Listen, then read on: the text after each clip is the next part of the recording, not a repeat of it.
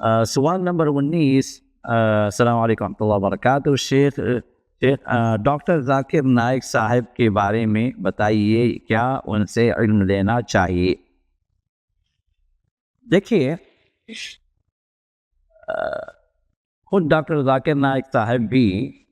میں نے بعض ان کی کلپ سنی ہیں جس میں انہوں نے خود بھی اس آیت کو کوٹ کیا، وہ یہ کہ فَاسْأَلُوا أَهْلَ الذِّكْرِ إِن كُنتُمْ لَا تَعْلَمُونَ بِالْبَيِّنَاتِ وَالزُّبُرِ۔ سورۃ الانبیاء کے اندر بھی یہ آیت موجود ہے جس میں اللہ نے ارشاد فرمایا کہ فَاسْأَلُوا أَهْلَ الذِّكْرِ، اہل علم سے پوچھو، سوال کرو، ان کنتم لا تعلمون، اگر تم نہیں جانتے، بالبینات والزبر، دلائل کی روشنی میں اور قرآن کے حوالے سے، قرآن کے دلائل سے اور احادیث کے دلائل سے یہ سوال ہو اور جواب ہو۔ تو ذاکر نائک صاحب سے اس طرح کے سوالات جو احکام کے ہیں، جو شرعی معاملات کے ہیں، جو فقہ کے ہیں، جو عام پبلک ان سے کرتی ہے، در حقیقت یہ طریقہ غلط ہے۔ وجہ یہ ہے کہ ڈاکٹر ذاکر نائک جو ہے وہ اصلاً ایک ڈاکٹر ہیں، MBBS سے انہوں نے کیا ہے، اور اپنے طور پر انہوں نے کچھ علم حاصل کیا ہے، اور نمایاں طور پر جس میں وہ ظاہر ہوئے ہیں وہ ہے کمپیریٹیو اسٹڈی کے اندر، ریجن کی جو اسٹڈی ہے، تو اس میں خاص طور پر ہندوازم اور جو ہے عیسائیت کی انہوں نے اسٹڈی کی ہے، اور اس معاملے میں ان کے جو بیانات ہیں اور ان کے جو مناقشات ہیں، ان کے جو ڈیبیٹس ہیں، تو یہ جو خاص فیلڈ ہے جو انہوں نے اختیار کی تھی، اور اسی میں وہ آگے بڑھے۔ تو جب تک وہ اسی فیلڈ سے تعلق رکھے ہوئے تھے، دوسرے علماء بھی ان کا ساتھ دے رہے تھے، کیونکہ یہ وہ فیلڈ ہے جو عام جو علماء مدارس کے فارغین اس فیلڈ کے اندر موجود نہیں تھے، اور ان کے ذریعے سے اللہ تعالیٰ نے کچھ کام لیا، اور جو ہے کئی جو ہے غیر مسلم ان بیانات سے، ان کے اس ڈیبیٹ سے اور جو ہے اس طرح کے لیکچر سے اور متاثر ہوئے ہیں، اس میں کوئی شک نہیں۔ لیکن معاملہ بگڑا کہاں؟ جہاں انہوں نے اسٹیج کو سنبھالا فتوی بازی کے لیے، جہاں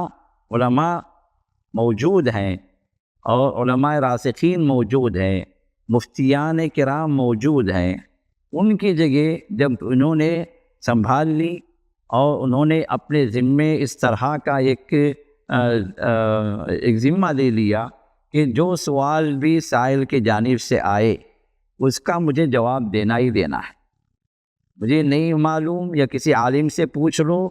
یہ جو ان کی شان کے خلاف وہ سمجھنے لگے، اور کچھ بھی جواب جو ہے الٹا سیدھا، چاہے قرآن کے ہی خلاف کیوں نہ ہو، حدیث کے ہی خلاف کیوں نہ ہو، وہ جواب دینا اپنے اوپر لازم سمجھ گئے، تو پھر یہاں سے جو ہے وہ پٹری سے اتر گئے۔ اگر وہ اپنے اس فیلڈ کے اندر ہی رہتے تو پھر کوئی اعتراض کسی عالم کی جانب سے نہیں ہوتا، اور ہوا بھی نہیں، جب تک جو ہے یہ اپنی فیلڈ میں رہے نہیں ہوا۔ لیکن جب اپنی فیلڈ سے باہر انہوں نے قدم نکال دیا اور علماء کی جگہ جو ہے وہ خود ہی جو سنبھال لیے، اور ایک جو ہے بڑے مفتی کی جگہ وہ خود ہی جو ہے سنبھال کر فتوی بازی پر اتر آئے، تو پھر یہاں پر جو ٹھوکریں کھانے لگے، یہاں پر بہت ساری غلطیاں وہ کرنے لگے، بہت سارے فتوے غلط سلط دینے لگے، تو پھر یہاں سے جو مسئلہ بگڑ گیا۔ ابھی بھی اب جب وہ دورہ ابھی کیے ہیں پاکستان کے، تو وہاں پر بھی کچھ ایسے جوابات سوشل میڈیا پر گردش کر رہے ہیں جو در حقیقت قرآن کے بھی خلاف ہیں، جو در حقیقت صحیح احادیث کے بھی خلاف ہیں۔ ایک مسلم کی حدیث تو انہوں نے جو ہے واضح انداز سے رد ہی کر دیا، کہا کہ یہ حدیث صحیح ہی نہیں، جبکہ وہ مسلم کی حدیث ہے، صحیح حدیث ہے۔ تو اس طرح کی بہت ساری چیزیں جو ہے ان سے صادر ہوئی ہیں۔ تو ہم یہی کہیں گے کہ ذاکر نائک صاحب اپنے جو کمپیریٹیو اسٹڈی کے جو ماہر ہیں، اس کے جو ہے وہ اسکالر ہیں، تو اگر وہ اسی لمیٹیشن کے اندر رہیں تو انشاءاللہ خدمت بہتر انداز سے ہوگی۔ اور اس معاملے میں ان سے جو علم لیا جا سکتا ہے کمپیریٹیو اسٹڈی کے اعتبار سے، ورنہ دوسری جو چیزیں ہیں احکام کے لحاظ سے اور فقہ کے لحاظ سے شرعی جو باتیں ہیں اس کے لیے الحمدللہ کافی راسخ علماء موجود ہیں، اور سوشل میڈیا پر بھی بہت سارے علماء ایکٹیو ہیں، ان سے علم لیا جائے جو مستند عالم ہے اور آپ کو اتھینٹک بات بتائے قرآن سے اور حدیث سے اور جو ہے سلف کے منہج کے اعتبار سے، اس منہج کے اعتبار سے وہ آپ کو علم سکھائے تو آپ اس سے علم سیکھیں، اور علم کے سیکھنے کے لیے ان کی طرف آپ جو ہے رجوع نہ کریں، کیونکہ ان کی خاص اسٹڈی ہے، اس اعتبار سے اگر کوئی ان سے استفادہ کرنا چاہے تو کر لے، ورنہ عمومی احکام اور شریعت کی جو باتیں ہیں اس کے لیے علماء جو راسخ ہیں، اتھینٹک ہیں، آپ ان سے رجوع کر کے ان سے علم حاصل کریں، واللہ اعلم۔